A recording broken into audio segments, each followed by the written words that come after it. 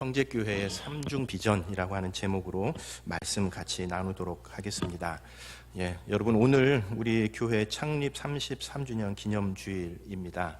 이럴 때에 가장 적절한 성경의 표현이 에벤에셀이라고 하는 표현이죠. 사무엘이 블레셋을 이기고 난 다음에 그 승전을 기념하면서 돌을 세우고 하나님께서 도와주셨기 때문에 우리가 승리할 수 있었다 라고 기념 세웠던 그것을 에벤에셀이라고 이렇게 이름을 붙였습니다. 그 당시 사무엘 시대에만 해도 블레셋은 도무지 이길 수 없는 그런 적이었습니다. 왜냐하면 발전된 무기를 가지고 공격해 왔기 때문에 그렇습니다. 그런데 그 블레셋을 향해서 어려운 승리를 거두었기 때문에 그 승리야말로 하나님께서 도와주시지 않았으면 불가능했다라는 그런 뜻을 담아서 에벤에셀, 여기까지 하나님이 도와주셨다라고 그렇게 이름을 붙였었던 것이죠.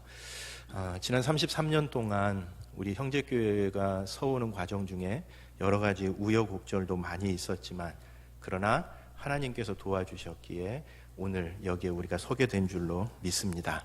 그런 의미에서 지금까지 우리의 발걸음에 대해서 하나님 앞에 감사하고, 우리가 이렇게 주일날 어쨌든 한 주 동안의 그 피곤함을 뒤로 하고 하나님 앞에 함께 예배할 수 있는 공동체가 있다는 것, 정말 감사드릴 일이고, 또 그 이전보다 더 큰 일을 이루실 하나님 앞에 함께 소망하고 그런 또 기대하는 그런 한 주간이 되었으면 좋겠습니다. 제가 늘 반복해서 하는 이야기지만, 건강한 신앙인은 지금까지의 삶에 대해서 감사하고, 그리고 지금보다 더 큰 일을 이루실 하나님에 대해서 소망하는 그 마음이 있을 때에 그게 건강한 신앙인이라고 말씀드린 적이 있죠. 지난 세월을 볼 때마다 마음속에서 계속 착잡해지고 감사할 것들이 없고, 그리고 또 앞으로를 생각해 보니까 걱정만 늘어난다. 이거는 건강한 신앙의 징표가 아닙니다. 지금의 내 상황이 어땠든 지금 여기 서게 된 것 하나님의 은혜다, 고맙습니다. 그런데 더 큰 일을 이루실 줄을 알고 그것을 소망합니다.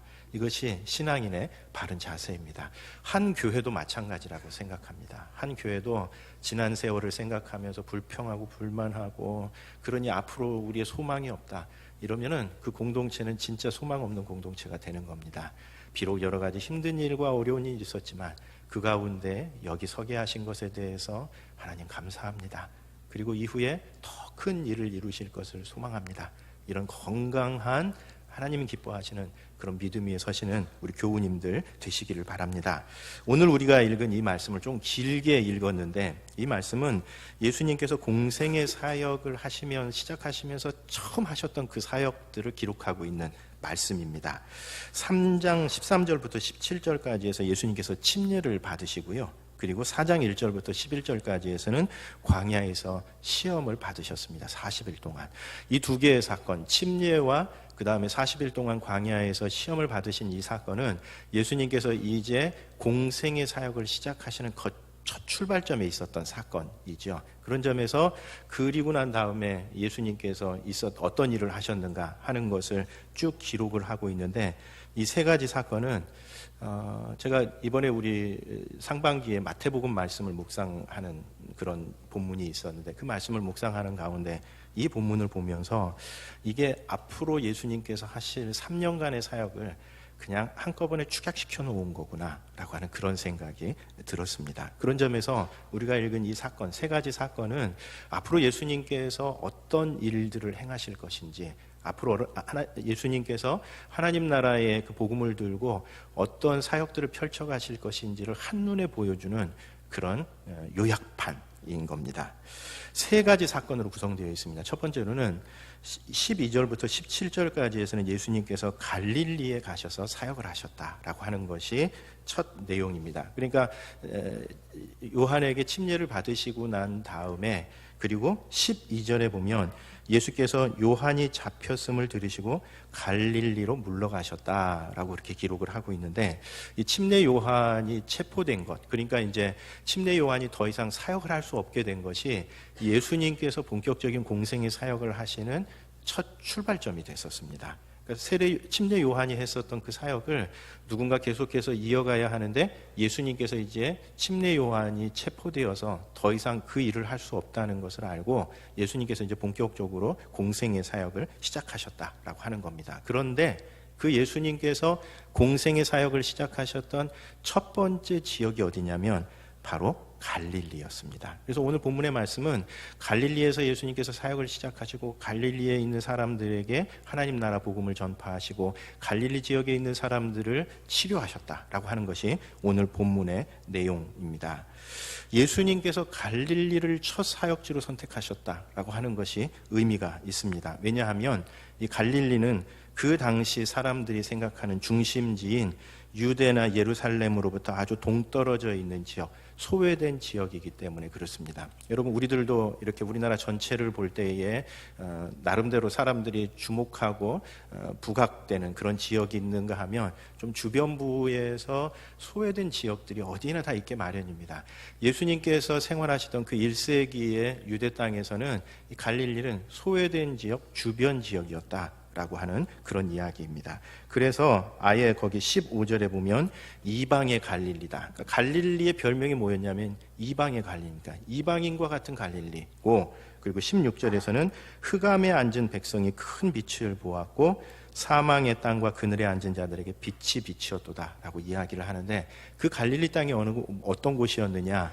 이방인의 땅이었고, 그리고 흑암에 앉은 곳이었고, 사망의 땅이고 그늘에 앉은 자들이었다라고 하는 그런 이야기입니다. 그런 점에서 예수님께서 첫 사역을 바로 이 소외된 땅, 다른 사람들이 잘 주목하지 않는 땅, 주변부에서 시작하셨다라고 하는 것을 오늘 본문은 이야기를 해줍니다. 그래서 어떤 신학자가 예수님을 가리켜서 갈릴리의 봄바람이라고 그렇게 별명을 붙였습니다.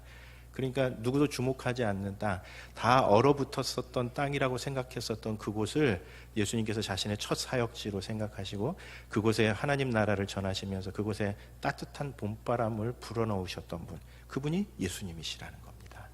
얼어붙은 그 땅에 생명의 기운을 불어넣는 일, 그것이 예수님께서 하셨던 첫 번째 사역이었다라고 하는 겁니다.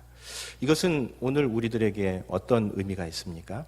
우리들도 예수님께서 그렇게 갈릴리 땅으로 가셨던 것처럼 다른 사람들이 주목하지 않고 다른 사람들이 시선을 주지 않는 주변부, 소외된 사람들에게 우리의 관심도 거기에 가야 한다라고 하는 것을 이야기를 해주는 겁니다. 왜 그럴까요? 그것은 하나님께서 그 사람들에게 관심을 두시기 때문에 그렇습니다.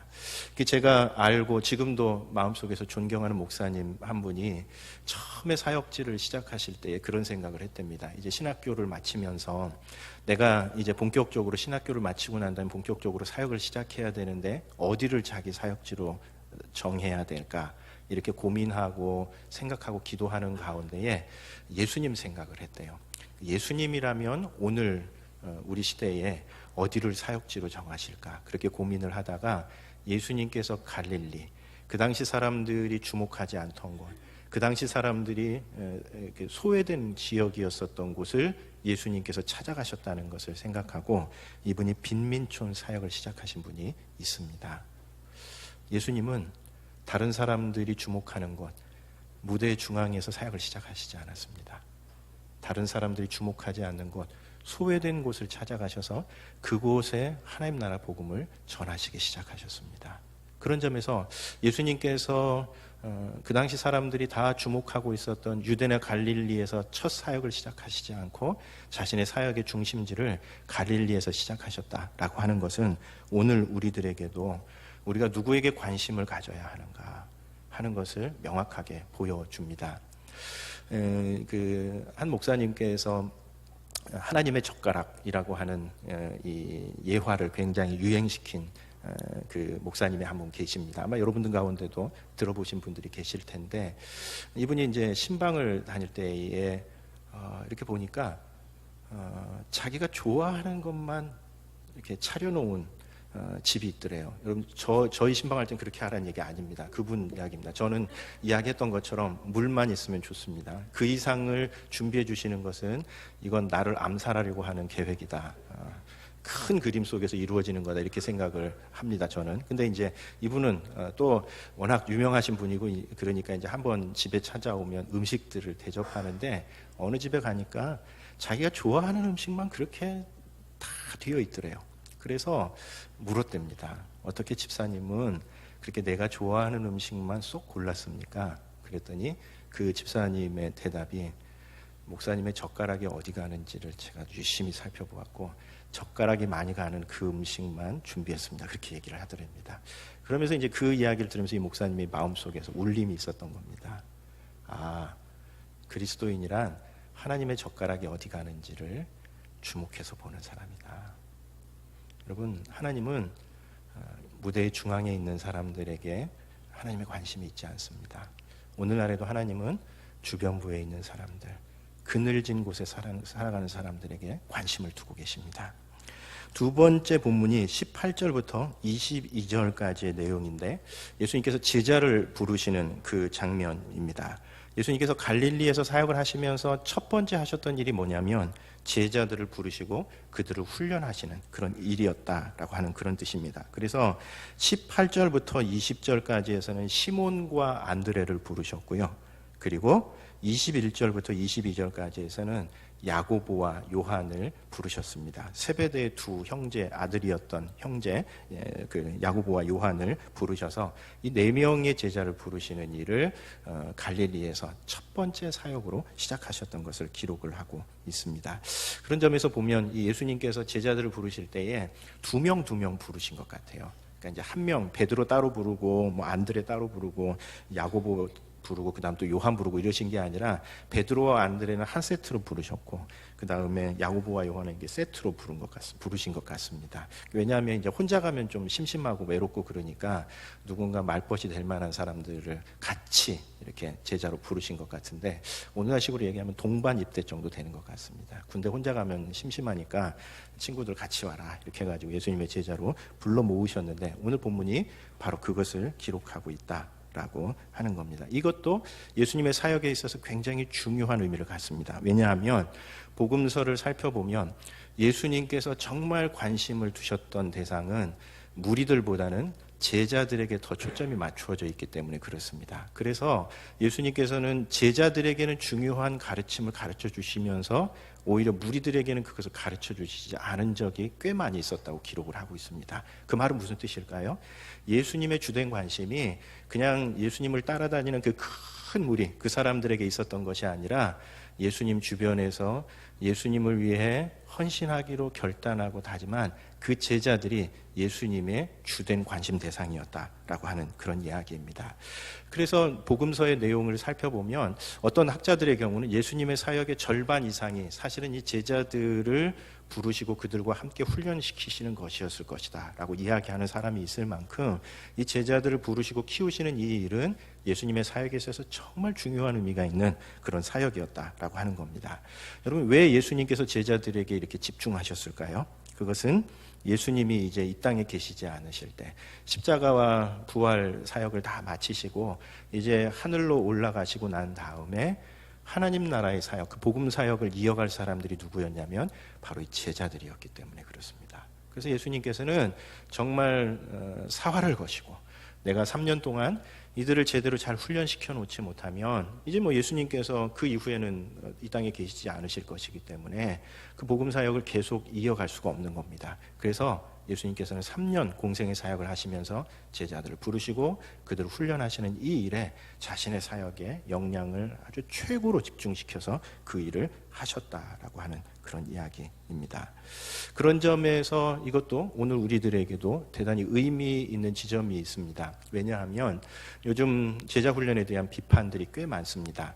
우리 한국교회에도 벌써 한 세대 정도 제자 훈련의 열풍이 좀 사라지고 나면서 그 제자 훈련, 한 세대 동안 진행되어 왔었던 제자 훈련이 과연 정말 옳은 것이었느냐, 건강한 것이었느냐라고 하는 그런 반성이 오늘날 우리 안에 있습니다. 그래서 심지어는 이제 그런 사람들 가운데에는 그 제자 훈련이라고 하는 것, 그러니까 뭐 그동안 한 세대 동안 해왔었던 그 제자 훈련이 그냥 이렇게 판으로 찍어내는 듯 공장에 가는 듯한 그런 제자 훈련이었고, 너무 지적인 훈련이었거든요. 많이 가르쳐주면 예수님의 제자가 될 거라고 그렇게 생각하면서 많이 가르쳐 주었는데, 예수님의 제자가 되기보다는 예수님을 비판하는 사람이 된 겁니다. 아는 게 많으니까 예수님을 향해서 손가락질을 하고, 교회 공동체를 세우고 성도들을 세우기보다는 그들의 모습을 보면서 손가락질하는 이런 교만한 사람들만 키워낸 겁니다.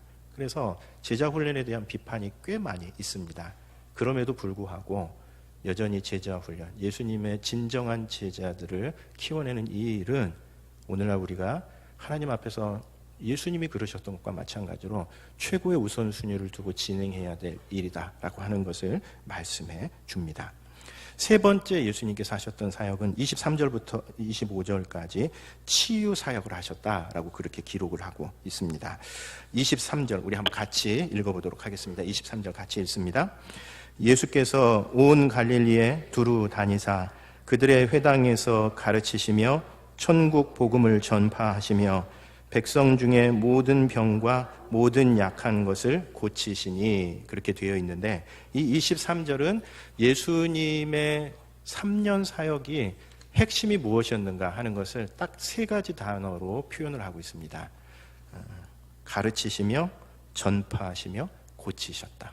이게 예수님의 3년 사역의 그냥 그 정리입니다. 정리. 예수님께서 무슨 일을 하셨습니까? 가르치셨습니다. 제자들을 가르치시고 하나님 나라가 어떤 곳인지 가르쳤습니다. 그리고 예수님이 어떤 일을 하셨습니까? 천국 복음을 전하셨습니다. 설교하셨습니다. 그리고 예수님께서는 병자들을 고치시고 치유하는 일을 하신 겁니다. 그래서 티칭, 가르침, 그리고 프리칭, 전파하는 것, 설교, 그리고 힐링, 치유하는 것, 이것이 예수님의 세 가지 사역이었다라고 하는 겁니다. 그리고 이것은 묘하게 그 이후에 어느 시대든 교회가 세워지는 곳마다, 복음이 전파되는 곳마다 일어났었던 그 일입니다. 그래서 오늘날에도 선교지에 가면 선교사들이 하는 일이 무엇이냐면 그곳에 학교를 세웁니다. 티칭합니다. 그리고 그곳에 교회를 세웁니다. 하나님의 말씀을 선포하는 곳이 세워집니다. 그리고 그곳에 병원이 세워집니다. 힐링하는 곳. 그런 점에서 예수님께서 이 세 가지 사역에 집중하셨다라고 하는 것을 기록을 하고 있는 겁니다. 그런데 오늘 본문은 그 가운데서 특별히 치유 사역에 집중하셨다 하는 것을 보여줍니다. 그래서 갈릴리에 있는 모든 사람들, 병자들이 예수님 앞에 올 때에 그들을 치료하시고 그들을 온전케 하는 그 일을 해주셨다고 기록을 하고 있습니다. 예수님의 세 번째 중요한 사역이 치유하시는 사역이었다는 겁니다. 왜 그러셨을까요? 몸과 마음이 회복되는 것이 하나님 나라의 표징이기 때문에 그렇습니다. 여러분, 우리가 복음의 은혜 안에 있다는 것은 무슨 뜻일까요? 우리의 잘못되었었던 우리의 내면 세계가 바로 잡혀지는 겁니다.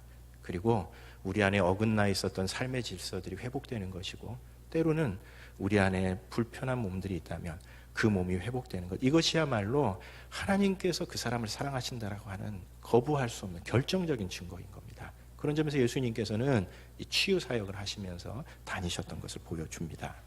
특별히 이 세 가지, 예수님께서 소외된 갈릴리 지역을 찾아가셨고, 그리고 제자들을 부르시고 훈련하시는 일에 집중하셨고, 그리고 병자들을 치유하셨다라고 하는 이 세 가지 예수님의 이 사역은 3년 동안 예수님께서 펼쳐가시게 될 공생의 사역의 축소판이기도 하지만 동시에 우리 형제교회의 삼중 비전의 근거가 되기도 합니다. 여러분 잘 아시는 것처럼 우리 형제교회는 초기부터 이 세 가지 비전을 우리 교회의 중요한 사역의 중심으로 생각하고 그것을 고백해 왔습니다. 제가 우리 형제교회의 여러 가지 좀 중요한 특징들을 이렇게 알아가면서 상당히 매력적인 부분이 있었습니다. 선교 공동체, 그리고 가난한 자들의 이웃이 되려고 하고, 그리고 평신도 목회 공동체를 이루려고 하는 이 세 가지 중심 사역, 이것이 참 멋있다, 괜찮다 라는 생각을 했는데, 제가 이 편목 과정을 거쳐가면서 침례교회에 대해서 더 알고, 그리고 그 이후에 성경 말씀을 더 묵상하는 가운데 이 형제교회의 삼중 비전이야말로 예수님의 사역을 우리 시대에 계승하겠다라고 하는 우리의 고민과 결단이 담겨져 있는 아주 좋은 비전이구나 라고 하는 생각을 더 많이 하게 되었습니다. 여러분 잘 아시는 것처럼 첫 번째 비전이 무엇이죠?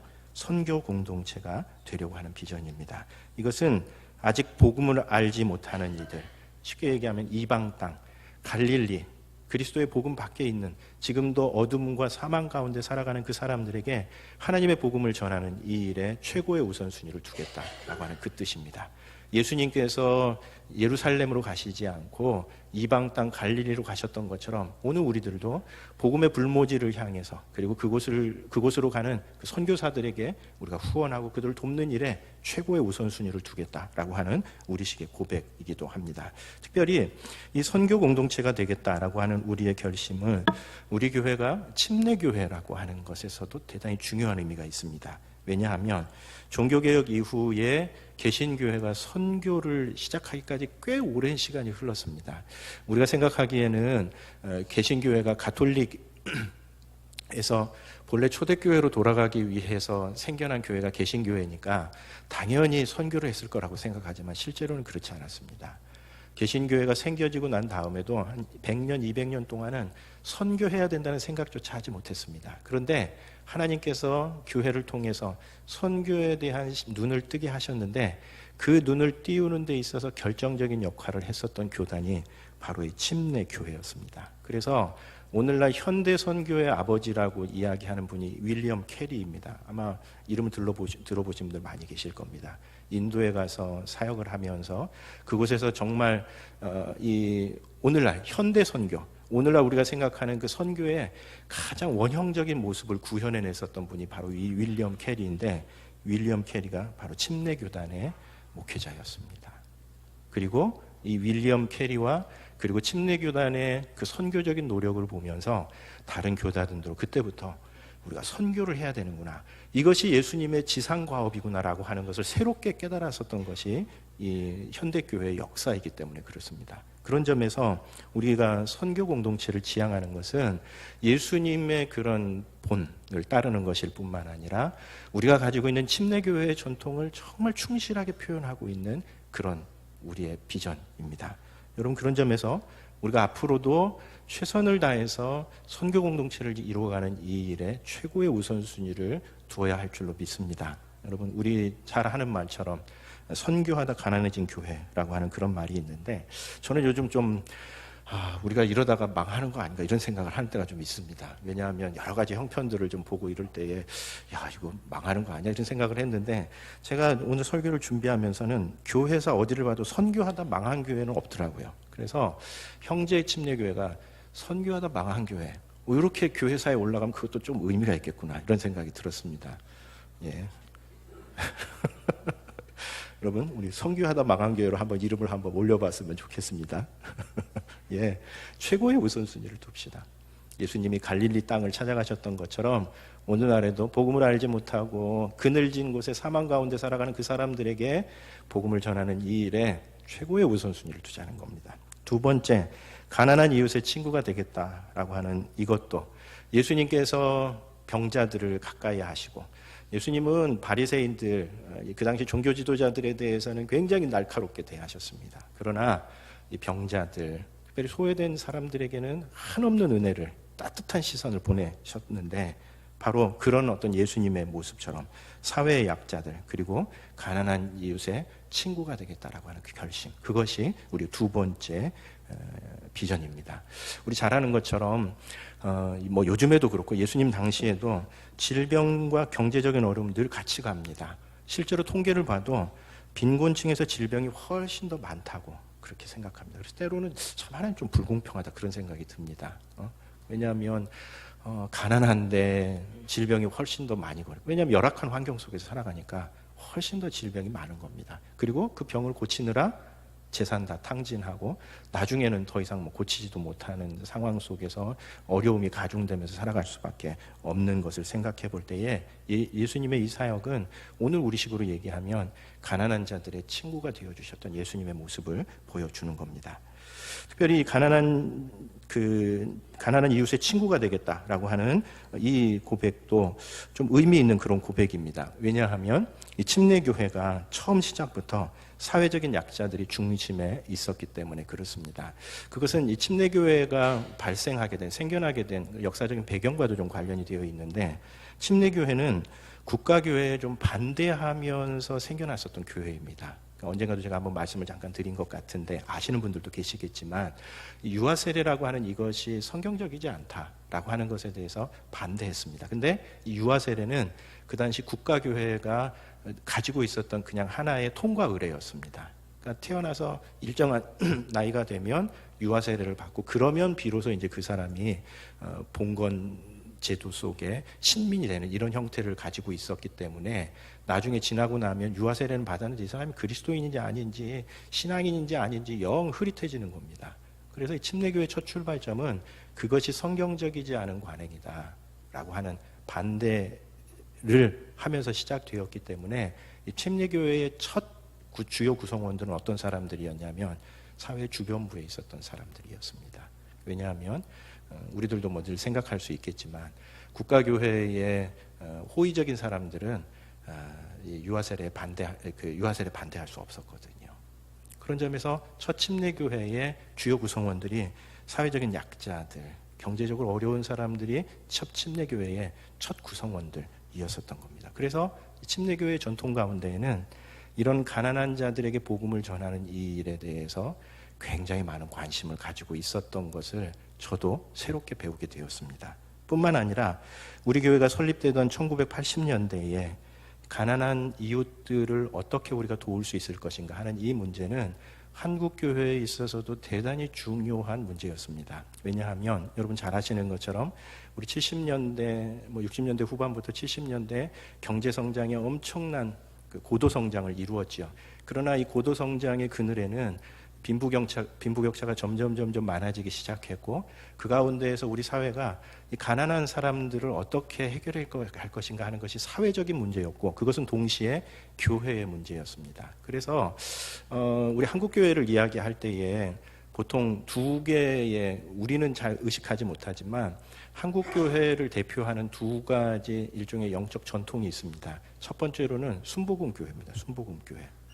여러분 조용기 목사님 가서 저 한국에서 왔습니다 그러면 다른 거 안 묻습니다.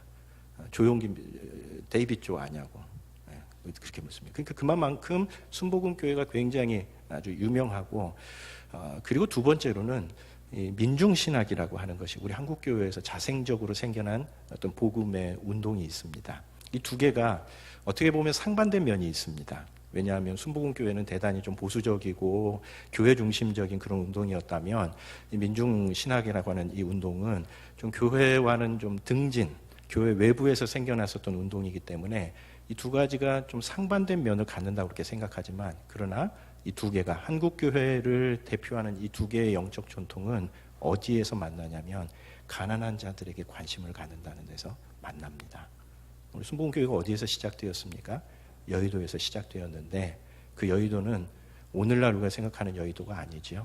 그 당시에 다 경제개발 논리에 의해서 밀려났었던 사람들, 판잣집에도 있지 못하고 다 와서 있었던 그 사람들이 있었던 그곳에서 성령께서 그 사람들을 어루만지시면서 폭발적인 성장이 일어났었던 것, 그것이 순복음교회의 첫 출발점인 겁니다.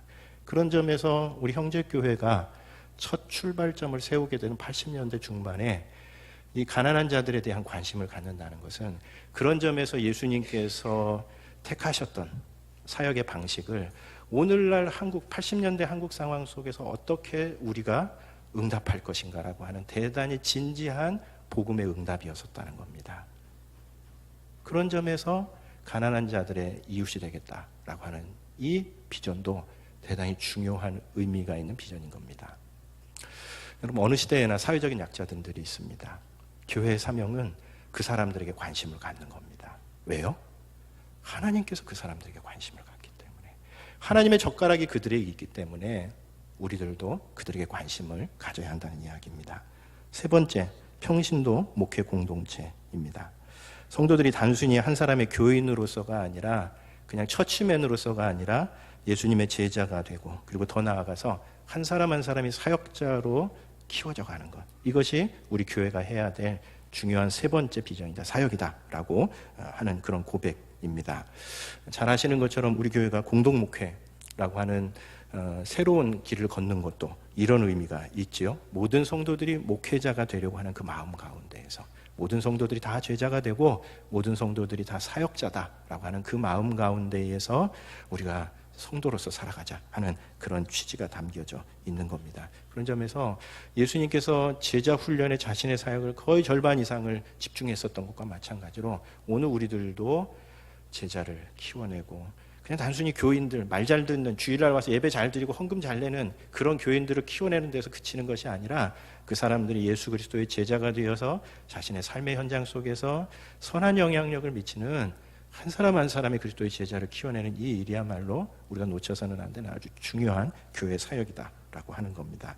저는 특별히 남성 제자들이 좀 많아졌으면 좋겠다 그렇게 생각을 합니다. 오늘 본문에서는 여자들을 부르셨다는 얘기는 한마디도 없습니다. 오직 4명의 남자들을 다 부르셨습니다.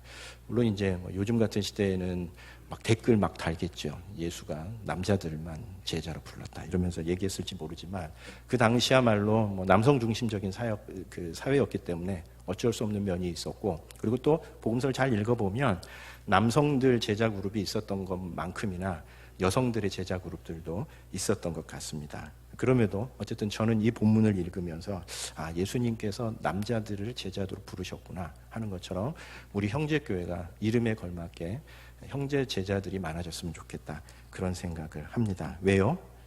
대부분 교회에서 남성들이 소수자이기 때문에 그렇습니다. 교회의 소수자들, 소외된 사람들, 남성들입니다. 제가 이 편목 과정에서 수업을 2개 듣는데요. 그 중에 한 과목은 2학년들하고 듣고 한 과목은 3학년들하고 듣습니다. 근데 이 두 그룹이 분위기가 너무 다릅니다. 2학년 그룹들은 되게 자기들끼리 재밌어요. 아기자기하고 뭐 식사도 같이 하러 가서 별것 아닌 것 같고 막 그 깨알 같은 웃음을 하면서 막 자기들끼리, 그리고 뭐 교수님이 한마디 하면 자기들 안에서 막 그냥 때로는 화가 났다가도 뭐 그러고 자기들끼리 하여튼 풀어내고. 2학년은 그런 그 그룹이고 3학년은 너무 말이 없어요. 너무 조용하고. 그래서 여기는 이 사람들은 뭐지? 내가 가서 수업을 듣는데 매번 그 생각이, 이 사람들은 뭐지? 3년 동안 그래도 같이 수업을 해왔었던 사람들일 텐데 분위기가 왜 이럴까? 이런 생각이 듭니다.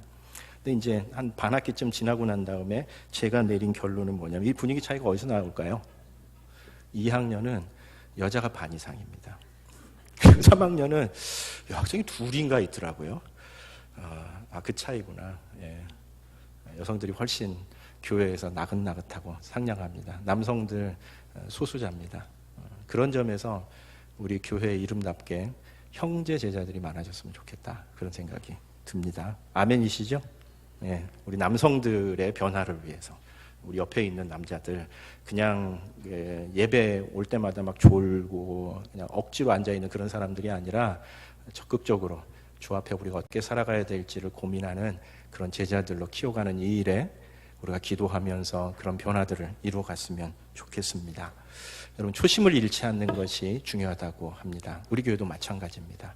예수님께서 하셨던 그 처음의 사역, 그리고 우리 교회가 처음 시작되면서 세워놨었던 우리 교회의 비전들을 잃지 않고 그것을 잘 실현하고 구현해 가는 것이 우리 교회가 건강하게 자라갈 수 있는 초석이 될 줄로 믿습니다. 창세기 26장 17절부터 18절까지 말씀을 보면 이삭이 우물 파는 이야기가 나옵니다. 이 로이드 존스라고 하는 분이 부흥이라고 하는 책에서 이 본문을 다루면서 아주 중요하게 이야기하셨던 본문인데, 이삭이 그곳을 떠나 그랄 골짜기에 장막을 치고 거기 거류하며 그 아버지 아브라함 때에 팠던 우물들을 다시 팠으니 이는 아브라함이 죽은 후에 블레셋 사람이 그 우물들을 메웠음이라. 이삭이 그 우물들의 이름을 그의 아버지가 부르던 이름으로 불렀더라 라고 하는 본문이 나옵니다.